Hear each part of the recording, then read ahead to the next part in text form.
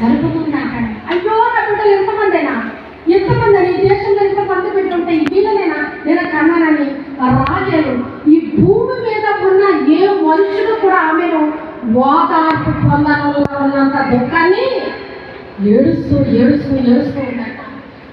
ఎందుకు అంటే తన బిడ్డలు కనపడతలేదంట, ప్రసవించిన బిడ్డలు కనపడతలేదంట. అక్కడ ప్రసవించిన నొప్పులు కేక ఆతలు కేకలేస్తామని ప్రసవించిన బిడ్డలు కనపడతలేదంట. ఏమైపోయింది ఈ బిడ్డలని ప్రసవ చెదిరిపోయిన బిడ్డల వరకు ప్రాణపడుతుంది. అయ్యో నా బిడ్డలు అన్నట్టు ఉంటే ఈ భూమి మీద ఉన్న ఏ మనుషుడు ఆమెను ఓదార్చడానికి సరిపోల్చలేని స్థితిలో ఉన్నాడు. అప్పుడు పరమానందున్న దేవుడే వచ్చి ఏడవకము ఎన్నుంటాయన్నమాట, ఏడవకము ఊరుకొనుము నీ క్రియ సఫలీకృతమైంది. ఉందా లేదా మాట చదవండి.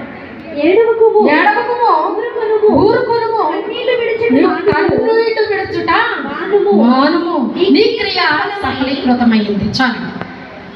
ఏ సమస్యలు చేత పట్టుకుని వచ్చారో మీరంతా, ఏ ఇబ్బందులు కొలువుల నుంచి మీరు వచ్చారో మీరంతా, ఏ కోరికలను తీసుకుని దేవుని దగ్గరకు వచ్చారో మీరంతా, నా దేవుడు చెప్పే మాట ఏంటో తెలుసా? మీ క్రియ సఫలీకృతమైంది, మీ ఆలోచనలు సఫలీకృతములయ్యాయి. నువ్వు కోరుకున్న ప్రతి దాన్ని నేను నీకు ఇస్తానని రాజు ఎస్తేరుగా చెప్పినట్లుగా నా రాజు చెప్తున్నాడు మీకు ఏమని? మీ క్రియలు సఫలీకృతమయ్యాయి. ఇంకా మీరు దుఃఖపడవలసిన అవసరం లేదు. మీరు ఉపవాసంతో ప్రార్థన చేయించిన మీ ప్రార్థన నేను ఆలకించి ఉన్నాను, మీ ప్రార్థన నేను చివరి పెట్టి ఉన్నానని చెప్తా ఉన్నాడు. ప్రియ దేవుని సంగమా, అయితే 12వ అధ్యాయంలోకి వెళ్ళిపోతే, ప్రకటన గ్రంథం 12వ అధ్యాయంలోకి వెళ్ళిపోతే, మరి సూర్యుని ధరించుకుని దేవుని రాజ్యాన్ని కడుతున్న